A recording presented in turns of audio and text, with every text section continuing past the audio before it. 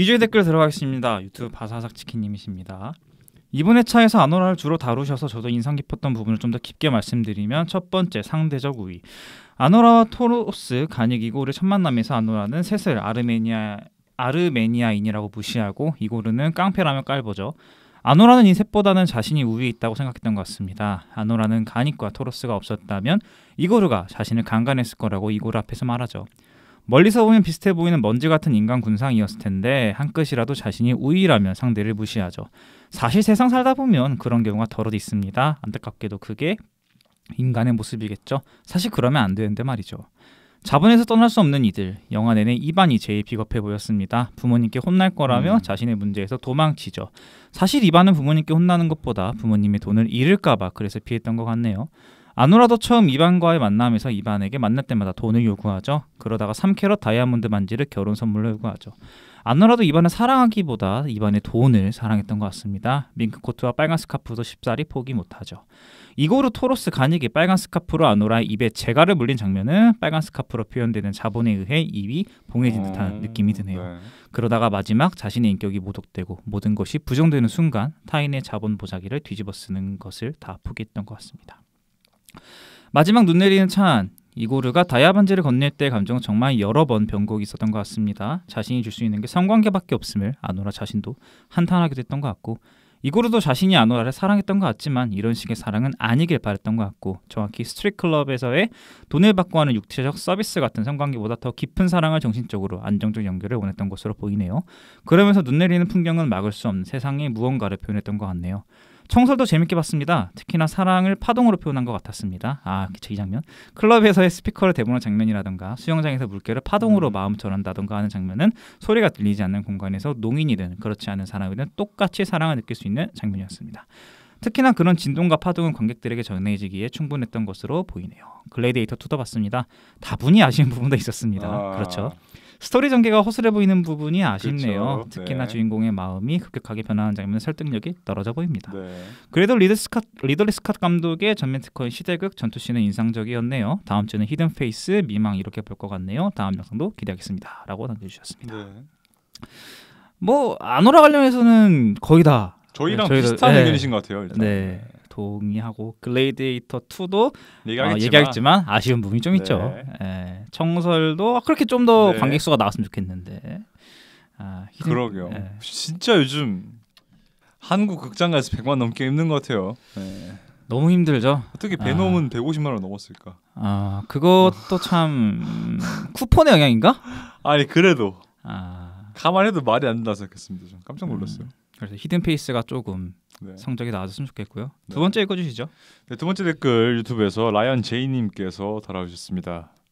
아노라의 동료의 말처럼 아노라를 제외한 모두가 결말을 알고 있지만 정작 결말부에 이르러서 아노라는 그 사실을 알았든 몰랐든 깊이 실망하고 낙담하는 과정이 하나의 동화 같기도 한 영화였습니다. 최근 기획전으로 플로리다 프로젝트를 봤는데 그때 바비 역할이 윌렘 데포죠. 네. 아노라에서는 이고르로 이어진다라고 생각했습니다. 적극적이진 않지만 그래도 지켜보는 일종의 관객 같기도 하더라고요. 뭐 녹음이 아쉽지만 잘 들었습니다. 네. 제 에러로 그 녹음이 잘 안 그러니까요. 됐어요. 죄송합니다. 그러니까. 그래서 지금 저도 보이시겠지만 이제 잘 들리는지 확인하려고 이어폰을 네, 끼고 계시죠. 네. 역시나 이 댓글도 저는 굉장히 공감이 갔던. 그랬잖아요. 한 줄 평으로 자본주의 사회에서 이제 동안 없다. 네. 라는 말이 또 영상을 다시 보면서 그렇게 또 그러니까. 느껴지는 것 같아요. 그러니까 저도 그리고 동감을 한 게 그 이제 스트릿클럽 나간다고 할 때 막 그 라이벌인 애가 서로 걔를 아노라를 싫어하는 그 여자애가 뭐 길어야 2주다 막 이렇게 얘기하잖아요. 그 말을 딱 저로 들었을 때 나도 뭔가 이렇게 될 것 같은데라는 생각을 좀 은연중에 했던 것 같기도 하고요. 네. 현실을 네. 기피하지 못했던 것 같습니다. 네. 못했던 것 같습니다. 다음 유튜브 JY님, 아노라 봤어요. 너희들이 뭘 좋아할지 몰라서. 아니 다 아니까 전부 넣어봤어 같은 화려함, 블랙 코미디와 감정선마저 다루는, 그리고 짬뽕 같은 느낌이 아니라 하나하나 몰입되는 영화였네요. 말이 많을 것 같은 마지막 장면은 예전에 책에서 본 건데 성관계는 해도 키스는 안 된다는 화류계 여성들의 인터뷰가 생각이 나더라고요. 그래요? 네. 맘 한쪽이 아려오는 결말이 좋았습니다. 아노라 연기한 배우 너무 매력적이라 푹 빠져서 봤네요. 그리고 전체적으로 영화 제목이 그래서 그런지 빛이 너무 예쁜 장면이 많았어요. 클로즈 유어 아이즈는 진짜 러시 필름 마지막 장면에 딸분이 너무 예뻐서 명 때리고 봤어요. 그런 사람 어디서 데려온 건지 모르겠네. 네. 러시 필름 어거지로 개봉했어도 되는 거 아닌가 싶을 정도. 마지막 러시 필름 영상에 걸고 틀 때 그 느낌이 세상 마지막 날, 세상 마지막 남아있는 영화를 같이 보는 느낌마저 받았습니다. 세컨드 액트를 목요일날 저도 몰래 가서 보고 싶었는데 일정이 생겨서 일요일날 봤습니다. 네. 진짜 의식의 흐름대로 흘러가는 것처럼 사방으로 튀는 대사들이 너무 매력적이더라고요. 명언 가셨군요. 네. 추천해 주셔서 보긴 했는데 어디에도 정보도 없고 평생 몰랐을 것 같은 영화인데 네. 너무 재밌게 봤습니다. 마지막 첫 길은 무슨 뜻인지 아예 이해를 못하긴 했는데 누군가 알려주시리라 믿습니다. 그 얘기 이따 하겠습니다. 네. 마지막으로 그 흘린 사랑을 이번에 처음 봤는데 생각이 많아지는 영화더라고요. 저격신에서 진짜 전쟁의 냄새만 맡았는데도 숨이 안 쉬어질 정도로 긴장이 돼서 전쟁의 참상과 원한을 끊어낸 어머니의 한없는 사랑이 전 세계로 퍼져 진짜. 지금도 사방에서 끊이지 않은 전쟁이 종결되기를 바라는 마음이 들었습니다. 와, 진짜 그 흘린 사랑. 지금 극장에서 틀던데요? 그렇죠. CBS 틀고 있죠. 와, 진짜 충격적이죠. 그 흘린 사랑. 컨택트도 극장에서. 그렇죠. 저는 그 뭐야. 그 콜롬비아 재개봉 있잖아. 아니 거의 다 틀었던 거 스포가 됐더만요. 그러니까 뭐 컨택트랑 베이비 드라이버 뭐 그럴 수도 치는데 뭐 그 다음에 가르 전설이고 아마 가르 전설까지도 그럴 수도 치는데 그 다음에 트는 게 시애틀의 잠 못 이루는 밤이랑 퓨리였나? 아까 다 본 거여서 아쉽네요. 조금 아쉽네. 아니 그럴 거면 택시 드라이버랑 아라비아 룰에서 왜 그렇게 대문짝하게 걸어놓은 거야? 나 진짜 그 두 개는 진짜 보고 싶었거든요. 너무 아쉽네. 나는 그 택시 드라이버가 있잖아요. 그 영화계에서의 유명세에 비해서 우리나라에서 좀 지나치게 안 트는 것 같아. 좀 덜 알려지기도 했어요. 네. 확실히. 그래도 막 영화 보는 거 입문한다고 치면은 무조건 보라고 첫선에 꼽히는 게 거의 택시 드라이버잖아요. 그렇죠. 근데 또 극장에서 몇 년 동안 한 번 안 하냐? 애무에서 한두 번 틀어지지 않았나요? 아닌가? 그런가요? 그러니까 저는 극장에서 영화 보기 시작한 이래로 택시 드라이버 걸어준다는 걸 본 적이 없는 것 같아서. 나는 반면에 아라비아 그러니까 저도 그걸 기대했는데. 그러니까. 그걸 좀 극장에서 보고 싶어서. 그러니까. 그게 조금 아쉽다라는 생각이 드네요. 네. 다음 댓글 읽어주시죠. 네, 다음 댓글 유튜브에서 컷컨님께서 달아주셨습니다. 가끔 이 채널을 시청합니다. 첫 영상에서는 네 분이 함께 하셨는데 이때는 제가 없었을 때죠. 네. 이번 영상에서는 두 분이 계시는군요. 3년이라는 긴 시간 동안 영상 제작하느라 고생하셨습니다. 아노라에 대해서는 감독의 의견에 의거하여 국내에서 2004년 이후 촉발된 성노동을 둘러싼 페미니즘 진영의 이론사를 서체가 곁들여 소개하는 지점이 삽입되었으면 하는 바람도 있었지만 영상에서 모든 것을 말할 수는 없겠죠. 전 이거 보고 되게 신기했습니다. 이런 게 있었구나. 새로운 관점이었어요. 네, 댓글 읽어주는 시간이 있어도 있으니 질문 드립니다. 본편의 엔딩과 지난번 방송의 클로즈 아이즈는 상반됩니다. 엔딩에서 와이퍼 소리, 자동차 유리창에 서서히 사이드로 연출한 눈들은 논외로 하고 가장 손쉬운 연출인 얼굴로의 영화를 감행하지 않은 이유는 무엇이라고 생각을 하십니까? 더불어서 본편에서 인물이 성노동에 임하는 업소에서 인물과 반목하는 여성의 육체는 상대적으로 비만을 응시하기 유도합니다. 이 대비와 본편에서 미국인이 거의 등장하지 않은 배제를 연관한다면 이를 어떻게 보셨는지 질문을 주셨습니다. 이거에 대해서는 저희가 또 댓글을 남겼어요. 남겼는데 저는 그 첫 번째 질문 클로즈 아이즈와 반대되는 몸으로 끝낸 이유에 대해서는 좀 당연하다고 봤던 게, 그러니까 이 영화는 뭔가 굳이 좀 고전 감독들을 끌어오자면은 마치 르누아르 같은 말보다는 움직임에 더 초점을 둬야 하는 그런 영화라고 생각을 했거든요. 그러니까 뭐 아까 바사삭 치킨님이 말씀해주셨던 그런 뭐 자본주의적 소품들이 어떻게 그대로 억압을 하는지, 자본주의라는 그늘 안에서 러시아인이 어떻게 움직이는지 그런 점을 주목을 하면 당연히 의미상은 형성이 되는 거고, 애초에 아노라라는 직업 자체가 말보다는 몸으로 행동을 해야 하는 직업이다 보니까 얼굴과는 반대로 묘사를 했던 것 같고요. 그리고 반대로 클로즈 아이즈는 그 얼굴 속에 비친 본질을 파악해야 하는 영화이기 때문에 아무래도 엔딩에서 얼굴이 안 나올 수가 없는 엔딩에서 얼굴이 나올 수밖에 없었다라고 설명을 드리고 싶습니다.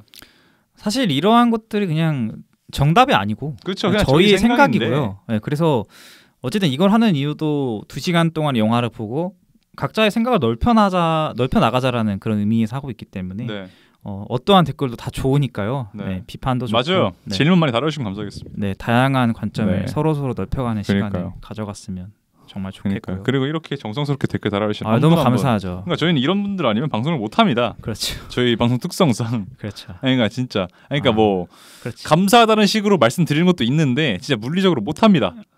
그러면 이주영화 씨 2024년 11월 4주차 첫 번째는 디즈니의 고전의 새로움을 곁들인 스토리텔링. 그러니까 네. 내년 라인업을 디즈니가 깠어요. 네, 맞습니다. 그러니까 뭐 디즈니에서는 무파사 라이온킹, 백설공주도 나오고 20세기 스튜디오에서는 아바타도 아바타 불가체. 이거 좀 이것도 기대됩니다. 내년 12월이라고 하고. 그러니까 뭐 티모시 샬라메가 밥 딜런 연기하고 또 있더라고요. 이거 제임스 맨골드 신작이죠. 네. 그래서 모아나 2도 이제 나올 거고 주토피아 2도 내년에 대기 중이라고 네, 하고 픽사 라인업이 나는 너무 토이스토리 5하고 인크레더블 3 너무 기대가 돼서. 네. 그래서 토이스토리 5는 지금 뇌절이 아닌가. 아까 난 4에서 끝냈었어야 그러니까 4까지도 사람들이 뇌절이라 했지만 그래도 영화를 막상 보고 나니까 뭐 그래 이렇게 얘기할 게 남아 있었구나라는 생각이 들긴 했거든요.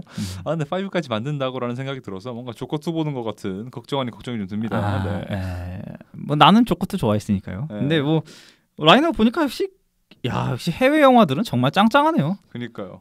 그래서 근데 이 라이온 킹이 그 5년 전에 개봉했던 첫 번째 실사가 평이 그렇게 좋지가 않았어가지고 흥행이랑 별개로 그렇죠. 걱정되고 그리고 백설공주는 지금 말이 많죠. 이미 뭐 말이 많아가지고 개봉이나 할 수 있을런지. 근데 난 레이첼 제글러 너무 좋아해요. 노래 잘하니까. 노래는 잘하죠. 너무 좋아하기 때문에. 어쨌든 라인업이 흥미로워서 이 뉴스를 갖고 왔고요. 두 번째는 CJ E&M하고 워너브라더스가 장편 영화 리메이크 공동 개발 계약 체결. 네. 근데 뭐 CJ E&M에서 가져올 그게 IP가 있을까? 근데 제 기억이 안 나는데 부고니아 원을 시작하나요? 그걸 잘 모르겠는데. 그러니까 그 지구를 지켜라 리메이크 맞아요. 리메이크하는 거. 그러니까 그 한국 측은 CJ인 걸로 알고 있는 게 맞는데 그 부고니아 그 란티모스 미국 측에서는 원어가 맞는지 모르겠네. 그게 아리스타 제작 붙는 그거 말하는 거 아니야? 아니야. 맞아. 아리스타가 시작하고 란티모스가 감독하는. 그러니까 그 영화가 원어랑 연결이 돼 있다면은 뭔가 이거랑 연결지어서 말해볼 게 좀 있을 것 같은데. 네, 그렇습니다. 어쨌든 뭐 히든 페이스도 그렇고 나는 이렇게 리메이크가 많이 나오는 건 좋은 것 같아요. 다만 이게 좋은 IP에서 나왔으면 하는 그런 바람이 있고요. 그러니까요. 그리고 그대로 갖다 뺏기지 말고.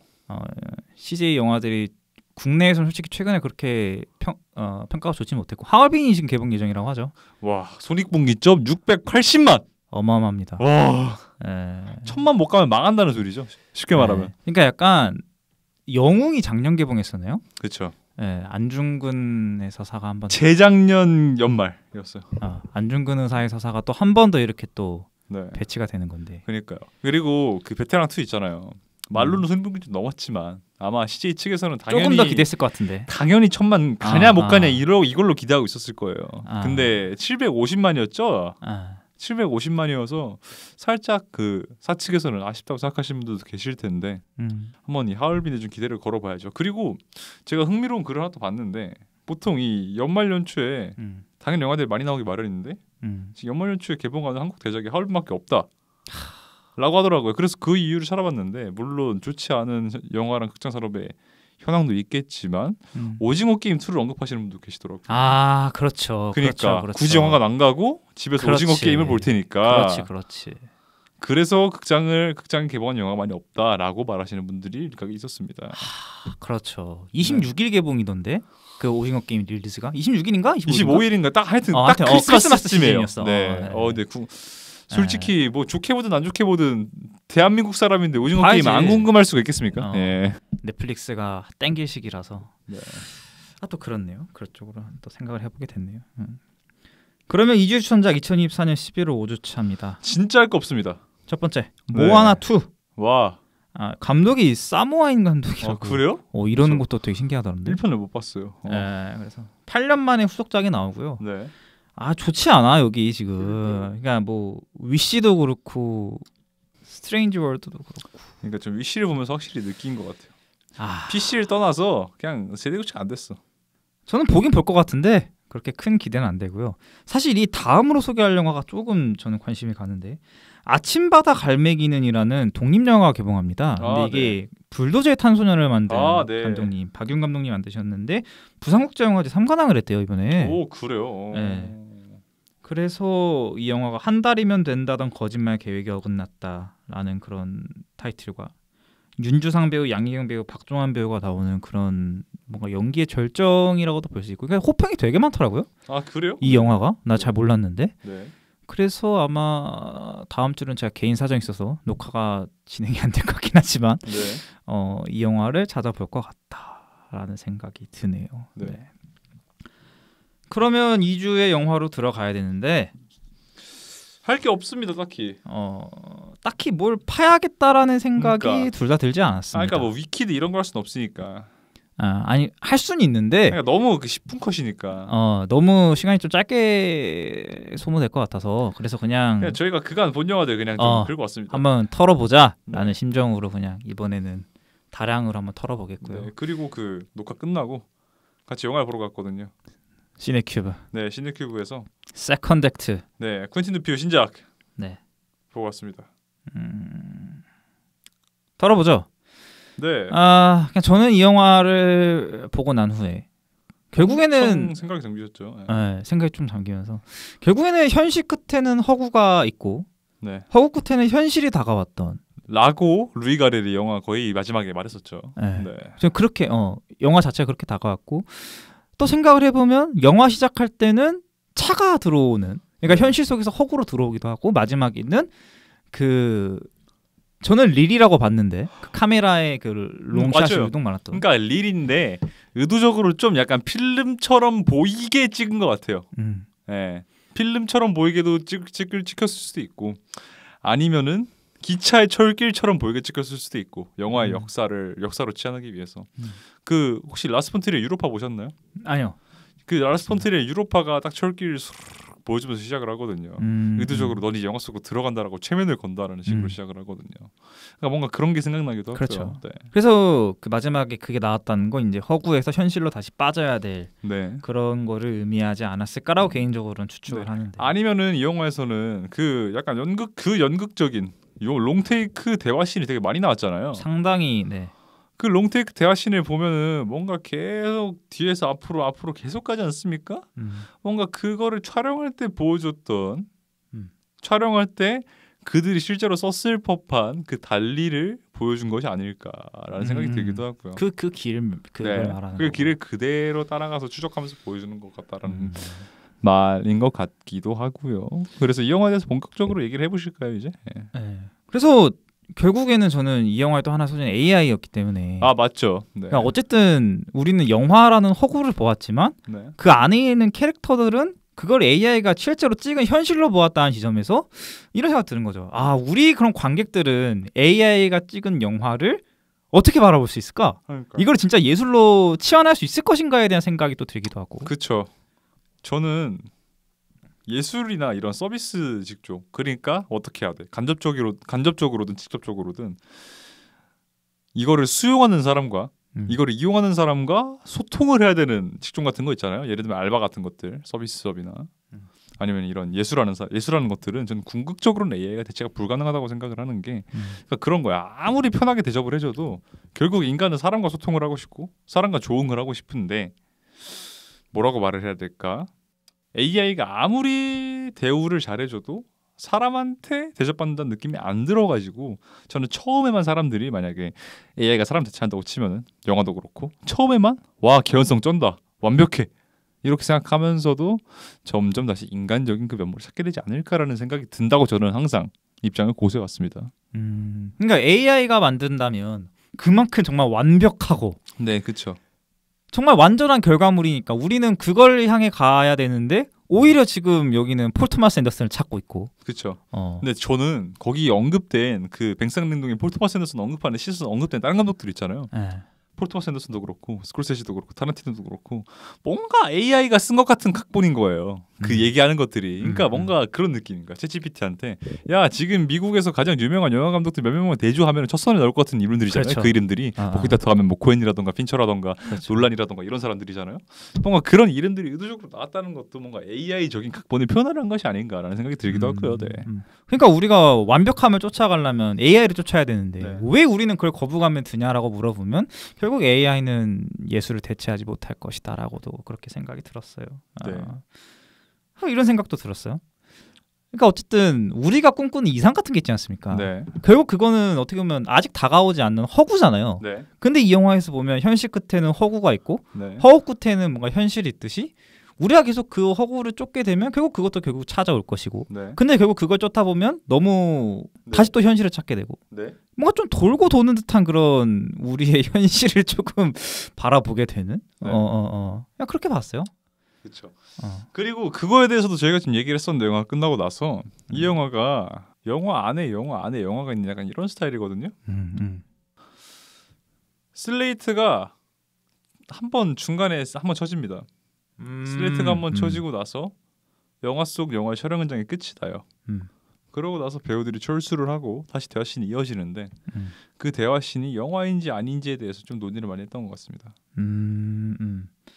그러니까 이게 굉장히 그러니까 실험적이라고 봐야겠죠. 그렇죠. 그러니까 결국에는 뭐 드퓨가 그동안 보여줬던 영화들을 되돌아봤을 때 가장 메타적이면서 근본적이고 원론적인 이야기를 하는 영화가 됐어요. 이 영화가. 그러니까 우리가 보통 영화를 본다 하면 그 형식 있지 않습니까? 네. 그러니까 스토리라는 우리는 형식을 따라가는데 그 형식이라는 유리상자를 뭔가 깨트린 듯한 느낌이 들었어요. 네. 그러니까 또 다른 차원의 생각을 이끌게 되는 그런 쿠엔틴 두퓨. 네. 그런 점이 현실하고 이상을 계속해서 넘나든 듯한 그러니까 새로운 영화 형식을 보여준 것 같아서 저는 그게 굉장히 새로웠어요. 이 영화의 주제 의식이 좋았던 게 결국에는 이 영화는 말하는 게 저는 그런 거라 생각을 했거든요. 뭐 AI가 만들었든 말든 답은 정해져 있지 않으니까 그거 너네가 알아서 생각해라라고 말하는 것 같았어요. 근데 요즘 사람들은 그런 데이터, 불연속적인 데이터 같은 것들에 절여져서 항상 특정한 답을 요구를 하잖아요. 이게 AI가 만든 건지 사람이 만든 건지 알아야 한다. 근데 그런 거는 그냥 우리가 지금 얘기했던 것처럼 추측력으로 생각을 해보면 될 일이라고 저는 투표가 말하는 것 같아가지고. 네. 근데 어떻게 보면 우리가 웃겼던 장면은 폴 토마스 앤더슨 때 웃었고 와인 떨 때 웃었고. 그러니까요. 뭐가 현실이고 뭐가 허구고 우리는 허구에서 웃은 것 같은데. 네. 그냥 다양한 생각이 들었다. 그러니까요. 뭔가 하나로 정해지지 않았던 계속 신박했던 영화가 아니었나. 그러니까요. 저는 이거 보기 전에 이게 평이 막 그렇게 좋지 않다라고 얘기를 해가지고 걱정했는데 저는 드퓨 영화 본 거 중에 디어스킨 다음으로 좋았습니다. 저는. 네.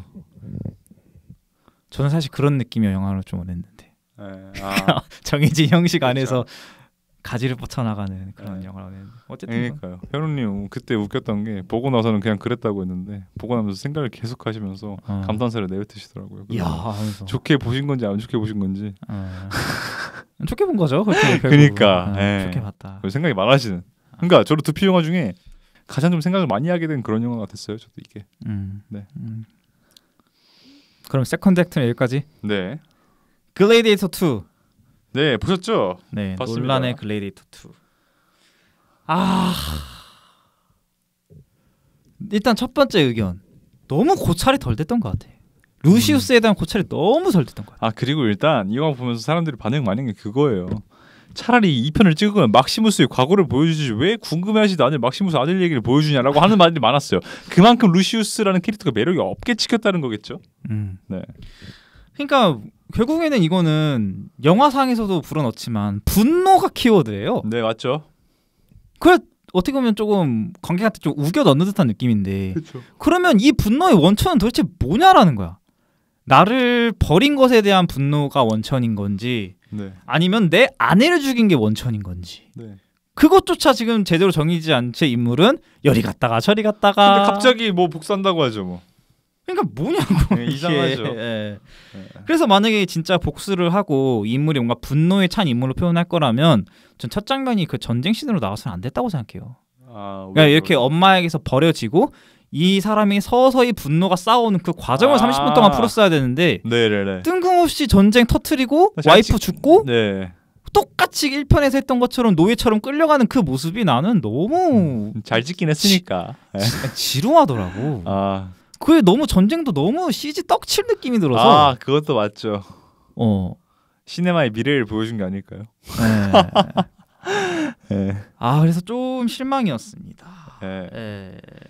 그러니까 저는 일단 뭐 사람들이 그 아까 제가 말했던 막시무스 과거나 보여주지 왜 굳이 뭐 궁금해하지도 않은 막시무스 아들 얘기를 하느냐 라고 생각하는 이유 중에 하나가 뭔가 배우 차이도 있다고 생각했어요. 그러니까 저 폴 메스칼 좋아하거든요. 계속 얘기했지만 폴 메스칼이 별로라는 게 뭐 별로라고 굳이 따지면 그렇다는 건데 그러니까 뭔가 그 전편 주인공이 러셀 크로우다 보니까 비교할 수밖에 없죠. 근데 러셀 크로우는 1편 보시면 아시겠지만 진짜 사람 씹어먹었어. 그러니까 사람도 잡아서 뜯어먹을 것처럼 포스가 진짜 말도 안 되게 셌는데 뭔가 폴 메스칼은 그런 느낌까지는 아니더라고요. 나는 폴 메스칼이 잘했다고 생각해요. 근데 그러니까 못하진 않았어. 덴젤 워싱턴이 넘사벽이었어요. 그러니까 덴젤 워싱턴도 진짜 그렇고 미쳤어요. 맞아. 덴젤 워싱턴한테 좀 먹힌 느낌이 있었고. 올해 연기라고도 거의 탑5 들어가. 그쵸. 와 항상. 아니 진짜 거의 드니로랑 비슷한 경지에 있는 사람인데. 진짜 플라워 킬링 문 때 드니로가 거의 뭐 먹었다 그랬잖아요. 씹어먹었다. 이 영화 똑같이 그렇게 비교가 되더라고. 그니까 먹어버렸어요. 덴젤 워싱턴 당연하지. 와 그래서 그러니까 가면 갈수록 서사가 이 폴 메스칼에 쏘여야 되는데. 그니까 이게 덴젤 워싱턴에게 쏘이다 보니까. 그니까요. 그러니까 뭔가 일단 서사 골격 자체도 똑같아 거의 1편하고. 그죠 똑같죠. 골격이 똑같고. 심지어 마지막에 난 콜로세움을 끝낼 때도 굳이 이렇게 끝냈어야 됐나? 그러니까 그냥 거기서 그냥 두 진영이 만세하고 그냥 끝나면 그걸로 충분한 거 아닌가라고 생각이 들었는데 어떻게든지 1편이랑 좀 끼워 맞추려고 하는 느낌이 들었다는 거죠. 저도 동의합니다. 그것도 좀 이해가 안 됐어요. 어떤 거? 검투사고 뭔가 이런 장군이라면 아내가 전쟁에서 죽었을 때 물론 원망을 할 수는 있겠죠. 근데 어떻게 보면 명예롭게 죽은 거잖아요. 그럼 장군 입장에서는 물론 아내가 죽은 건 너무 슬프고 복수심이 불타오를 수도 있겠지만 그게 그렇게 막 이 사람의 분노심을 맥시멈으로 끌어올 수 있는 그런 거였을까? 그러니까 1편에 비교하면 뭔 말인지 압니다. 그러니까 이게 뭐 민간인도 아니고 장군이 전쟁 중에 와이프를 잃었다는 거는 어떻게 보면 진짜 명예롭게 난 죽은 거라고 생각하는데 그게 과연 이게 폴 메스칼의 분노의 원천이 될 수 있었을까라고 그렇게 생각이 들더라고요. 그러니까 여러모로 조금 인물이 변하는 게 저에게는 납득이 되진 않았어요. 그래서 뭐 특히 물과 관련해서 두 번의 전투였죠. 하나는 큰 콜로세움 안에서의 전투. 난 솔직히 두 번째 게 더 와닿긴 했는데. 그게 뭔가 조금 새롭게 태어난 듯한 느낌이었어. 어머니 뭔가 양수 속에서 뭔가 그런 느낌도 들기도 하고. 네네네네. 그 말인지 했습니다. 근데 그거 말고는 딱히 글래디에이터 2가 인상적이진 않아. 어떻게 이제 라스트 듀얼 이후로 사면속으로 너무 그냥 그런 영화들이 나와가지고. 그래서 뭐 본 거 있으면 하나 털어주시죠. 저는 엠파이어 얘기했습니다. 엠파이어. 그러니까 엠파이어라기보다는 약간 브루노 디봉 감독 영화 3편을 봤는데 이번에 서울 아트호스 영화제에서 틀어준. 굳이 감독 얘기를 좀 하자면은 제가 이전에 이 브루노 디봉 영화를 하나밖에 안 봤어요. 프랑스 봤는데 저는 프랑스가 그냥 그랬거든요. 호불호가 원래 많이 갈린 영화기도 했는데 재밌었어. 전 그냥 그랬어요. 왜냐하면은 뭔 얘기하는지 알겠는데 개인의 이야기랑 개인의 이야기를 사회랑 엮어가지고 좀 사회를 풍자하려는 것처럼 보였는데 그냥 제가 그 당시에는 영화 보는 식견이 부족해서 그런 걸 수도 있습니다. 왜냐하면은 2년 전이니까. 지금도 부족하죠 우리는. 네, 그렇죠. 그중 2022년 연초에 봤어요. 연초에 봤는데 그때는 너무 그게 비상적인 것처럼 보이는 거예요. 그러니까 깊이를 구조로 무마하려는 느낌이 좀 들었다라는 생각이 들었는데 제가 먼저 본 거는 휴머니티랑 하드비치. 그러니까 브루노 디몽은 초기작입니다. 근데 이게 제가 알기로 찾아보니까 이 브루노 디몽이라는 감독의 스타일이 릴 퀸이라는 영화가 있어요. 그 영화를 기점으로 완전히 그런 우리가 지금 알고 있는 블랙 코미디 스타일로 바뀌었다라고 들었거든요. 그래서 이 브루노 디몽 초기작이 전 되게 좋았습니다. 휴머니티 하드비치 둘 다 되게 좋았고 휴머니티가 좀 더 좋았는데 생각보다 이 감독이 그 감독 특유의 적나라함과 발칙함을 유지하는 대신 주제의식이 되게 순수하더라고요. 그러니까 뭐 제가 말한 적나라하다는 거는 진짜 그냥 몸 구석구석 다 나오거든요. 음. 그런 거를 되게 정적이고 관조적으로 차갑게 응시하면서도 막상 그 주인공의 순수성은 여감없이 과감하게 드러내려고 한다. 특히 저는 그 브루노 디몽 초기작 2개를 보면서 느낀 점은 이 감독이 클로즈 유어 아이즈랑 뭔가 좀 이어지는 말 같기도 한데 그 눈에 비치는 순수함의 공명이라고 해야 될까요? 그 눈에 비치는 순수함을 정말 잘 비추는 것 같아요. 정말 그 휴머니티. 근데 둘 다 순수한 주인공을 다룬 영화긴 한데 특히 그 휴머니티에서 주인공의 눈빛은 정말 기가 막혔습니다. 제가 최근에 본 영화 연기 중에서 가장 좋았는데 이게 왜 더 좋게 느껴지냐면은 이 영화는 뭔가 전적으로 그 휴머니티라는 영화는 전적으로 주인공의 시선 안에서 전개가 되거든요. 근데 초반 30분까지는 뭔가 그 사람이 바라보는 세상이라고 할까? 그 사람이 바라보는 성이라고 할까? 그런 것들이 너무 좀 왜곡되고 이질적으로 보여가지고 얘 미친놈인가? 라는 생각이 들었는데 이제 이 사람이 천천히 그 사람을 보여주면서 하나씩 그 사람의 내면을 드러냅니다. 내막을 드러내는데 전 여기서 뒤통수한테 빡 맞는 느낌이더라고. 그러니까 관객의 입장에서는 우리는 저 주인공이 이상하게 보인다라고 생각을 했는데 이제 영화를 다 보고 나니까 우리가 훨씬 이상한 사람이었던 거죠. 그 사람의 자세는 내막을 알지도 못한 채 그 사람을 이상하다고 오판하는 우리를 이상하게 바라보게 만드는 우리 자신을. 저는 그런 구조가 되게 전공법적이지만 연출이 좋았어가지고 되게 좋았다. 진짜 그 휴머니티에서 주인공의 눈빛은 아직도 잊혀지지가 않습니다. 네, 그러니까 막 그런 말 있잖아요. 막 겪어보지 않으면 아무도 모른다고. 야. 그 말을 되게 잘 표현한 영화가 이 휴머니티라는 영화가 아니었나. 그리고 휴머니티 진짜 좋았습니다. 진짜 좋았습니다. 야, 그럼 지금 들어보니까 브루노 디몽은 아예 다른 스타일이에요. 프랑스랑. 그러니까 제가 그 블랙베이인가? 그것도 봤는데. 슬랙베이. 슬랙베이인가? 그거랑 아예 달라요. 저 그것도 봤거든요. 그거 완전 개막장이잖아요. 그러니까 지금 말을 들어보면 이게 개인에서 점점 사회로 퍼져나가는 걸 지금 이렇게 담아내는 거예요. 그러니까요. 개인에서 사회로 퍼지면서 뭔가 좀 순수성에서 혼탁함으로 좀 이야기가 좀 바뀌는 것 같아요. 결국 사회를 이야기한다고 하면 이면을 드러낼 수밖에 없으니까. 그러긴 한데 저는 그래서 이 휴머니티랑 하드비치는 굉장히 마음에 들었습니다. 아마 그래서 그때 콜렉티브에서 온 메일에 의하면은 연말에 기획전도 해준다고 하니까 그때 초기작 한번 많이 봐주시면 좋을 것 같아요. 틀어주세요. 네, 휴머니티 진짜 좋았습니다. 진짜. 그래서 이제 엠파이어 얘기로 넘어가야 되는데 그래서 제가 이제 이렇게 초기작 2편이랑 후기작 1편을 보지 않았습니까? 프랑스를. 그래서 초기작이랑 후기작이랑 이런 차이가 있구나라는 걸 감안을 하고 엠파이어를 보러 갔는데 진짜 자의식과인 끝판왕이에요. 그냥 내가 어떻게든 이거를 보여줘야겠다라는 진짜 그 강박이라고 해야 될까? 그게 진짜 머리 끝까지 들어가 있어요. 그 영화는. 그래서 호불호가 많이 나뉘었던 거.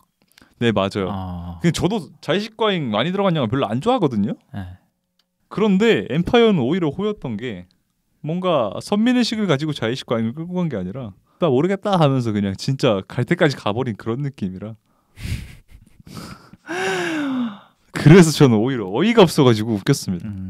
그럼 끝까지 가는 거 좋아하잖아요, 약간. 네, 진짜 좀 어이없게 끝까지 가더라고. 갈 거면 끝까지 가라. 네.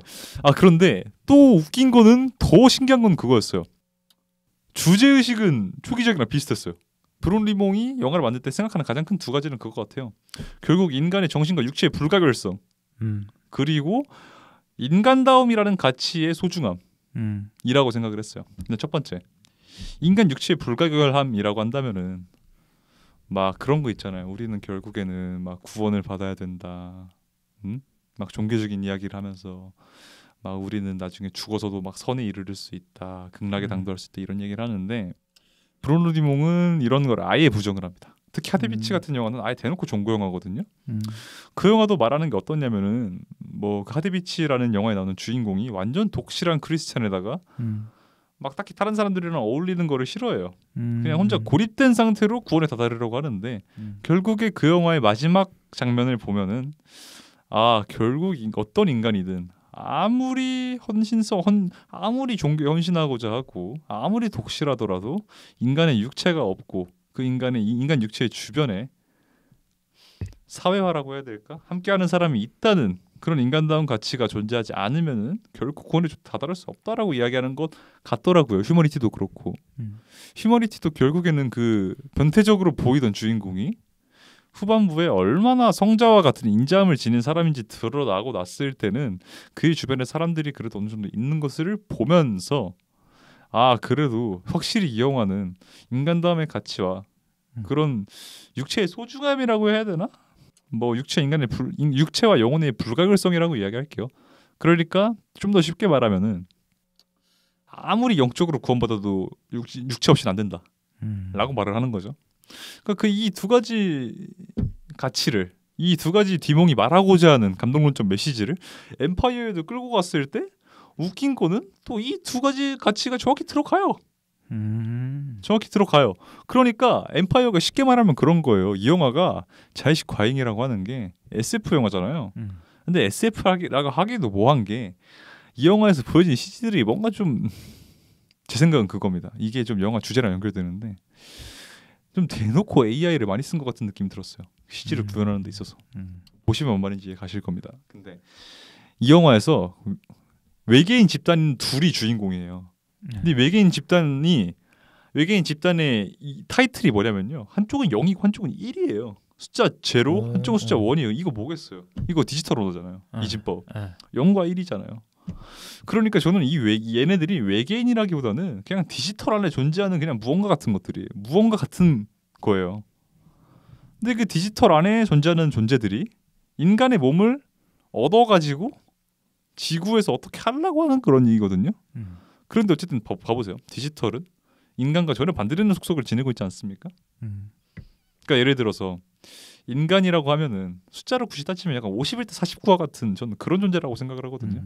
그러니까 이 찰나에 이렇게 바뀌었다가 또 찰나에도 반대로 바뀔 수도 있는 그런 51대 49와 같은 사람이라고 생각을 하는데 아까 제가 이 엠파이어에서 0과 1이라고 말했던 것처럼 진짜 디지털은 딱 0과 1 기다 아니다로 명확하게 나눠지는 존재잖아요. 그렇죠.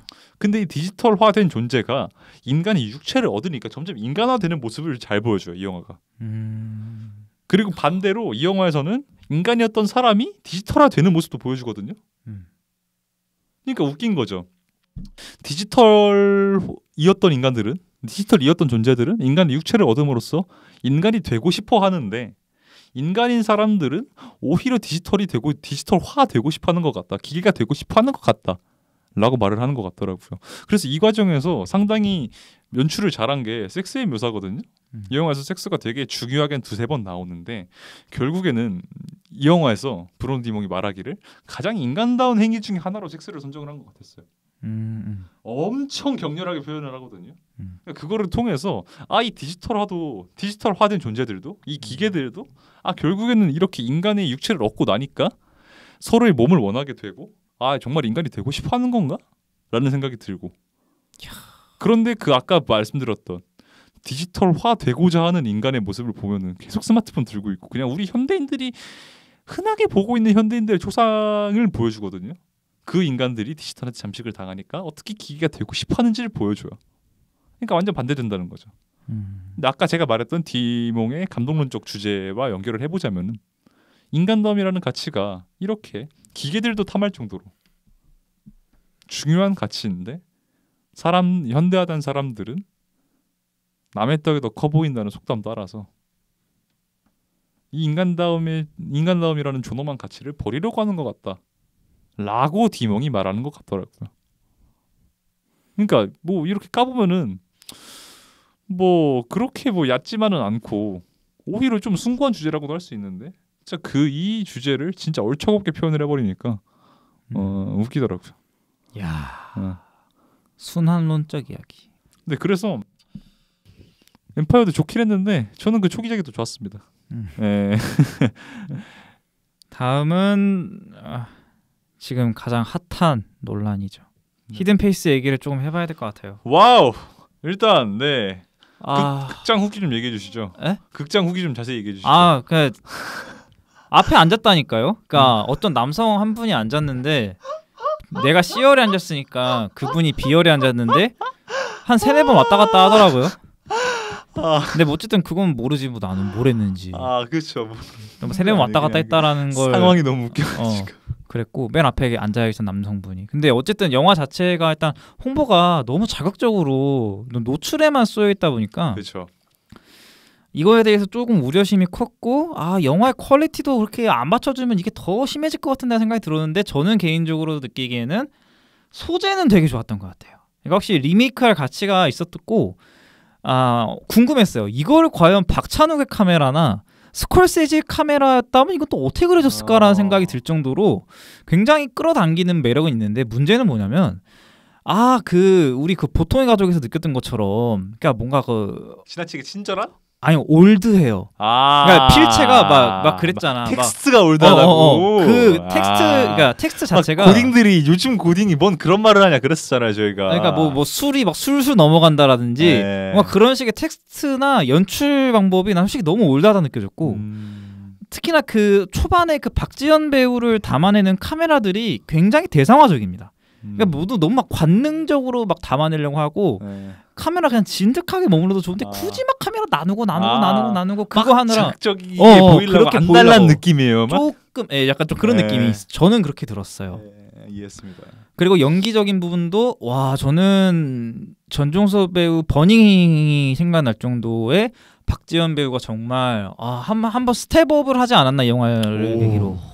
그러니까 그만큼 노출도 있었지만 저의 그 선배님이신데. 네. 진짜 잘한다. 그러니까 조효정 배우하고 그 박지현 배우가 진짜 멱살 끌고 간 느낌이었어요. 네. 그래서 노출도 내 개인적으로는 필요했다까지는 모르겠는데 근데 어쨌든 의미는 있었어요. 김대우 감독의 작가론에서 빠지면 안 되는 게 노출이라. 근데 수위가 확실히 높아요. 확실히 높긴 하지만 어쨌든 그 카메라와 필체는 뭔가 올드한데 소재는 좋고 배우들의 연기도 좋고 송승헌님이 비판을 많이 받지만 나는 그렇게까지 비판받을 정도까지는 잘 모르겠고 어쨌든 그런 영화가 히든 페이스였다. 잘 됐으면 좋겠다 흥행. 그렇죠. 뉴잖아 이거. 요즘 그렇죠. 잘 됐으면 좋겠다. 100만 넘어가는 게 진짜 너무 힘들어가지고 요즘은. 100만만 좀 어떻게 넘겨봐라. 그 생각이 들더라고요. 리메이크한 것 중에 자백 있었잖아요. 자백이요, 네. 약간 비슷한 결이라고 생각이 드는데 자백보단 재밌었던 것 같아요. 그래요? 내 개인적인 느낌은. 자백도 그냥 무난했던 것 같아요. 무난했는데 이거는 재밌었던 것 같아요. 그렇죠. 자백은 소지성님이 나오는데 안 볼 수가 없죠. 그렇죠. 무조건 네, 이번에 밀레니엄만 12월 31일 개봉하다 하더라고요. 감사합니다. 서브스턴스도 진짜 감사합니다. 봐야 되고. 밀레니엄만 감사합니다. 하나만 더 털겠습니다. 미망 봤습니다. 네. 이거 좀 기대작이었죠. 비포 시리즈가 언급됐던 독립영화제에서 굉장히 호평을 많이 받았던 영화라고 알고 있었는데 솔직히 처음엔 몰랐어요. 이게 단편 영화 모음이었다. 그러니까 이게 세 가지로 나눠지는데 1, 2가 김태형 감독이 찍었던 단편이고 3이 새로 찍었다고 하는데 솔직히 1, 2는 모르겠고 3에서 하성국님이 기타 칠 때 뭔가 좀 왔어요. 기타를 치거든요. 노래를. 그렇죠. 또 하성국님 보시지 않았어요? 전주영화제 때. 그렇죠. 몇 번째 얘기 아니야. 아니한테 맞는 것 같은데 하성국님이었던 것 같아. 그러니까 어쨌든 비포 시리즈가 언급되는 거는 그럴 수 있다 치는데 그래도 아직까지는 조금 저는 그 예고편 보고 각기 다른 커플들이 등장을 하길래 저는 이 세 인물이 공간적으로든 시간적으로든 모여서 어떤 하나의 다른 어떤 미학을 만들려고 하는 건가? 어떤 다른 하나의 주제를 만들려고 하는 건가라는 생각이 들었는데 그렇게 아예 분절된 이야기라고 하니까 좀 아쉽더라고요. 그러니까 연결은 돼요. 그러니까 이게 스토리상으로 연결되는 게 아니라 변화하는 인물들로 이렇게 연결이 되는 건데 저는 서사적으로 좀 합쳐지면서 뭔가 좀 시네마적인 순간을 좀 만들어내길 빌었던 거예요. 그렇죠. 유명한 영화라고 친다면 가이리치 초기작 같은 것들 막 락스타긴 투 스모킹 배럴즈 그런 거 보면은 전혀 아무 상관없는 한 10명 넘는 배역들이 어느 한 사건으로 확 모여버려가지고 완전 재미를 만들잖아요. 그런 계열은 아니고 그러니까 난 이런 걸 기대했거든요. 그러니까 뭔가 1하고도 3하고도 연결되고 2하고도 3하고도 이게 연결되는 게 좋은데 1, 2가 쌓여서 3에서 터트리는 느낌 그런 느낌이라. 그래서 개인적으로는 그래서 또 다 변하는 와중에 유일하게 변하지 않은 이순신 동상 같은 그런 의미도 부여를 하면서 기대한 만큼의 만족감은 솔직히 느끼지는 못했다. 그렇군요. 이거 저도 평이 좋아가지고 기대했는데. 근데 또 모르죠. 봤을 때. 그렇죠. 그래서 그랬던. 위키드는 주말에 볼 거고. 그렇죠. 저도 위키드 내일 볼 거고요. 그 독립영화 얘기 나서 하는 말인데 조만간 서울 독립영화제 개막하잖아요. 그렇죠. 저는 그 소독제에서 하는 영화 중에 궁금한 거 하나 있습니다. 그 정재훈 감독이 찍은 에스퍼의 빛이라는 영화가 있어요. 네네. 뭔지 아시나요? 아. 여기서 지금 소문이 많이 돌더라고요. 이거 지금 부천에서 진짜 평 박살난 영화잖아요.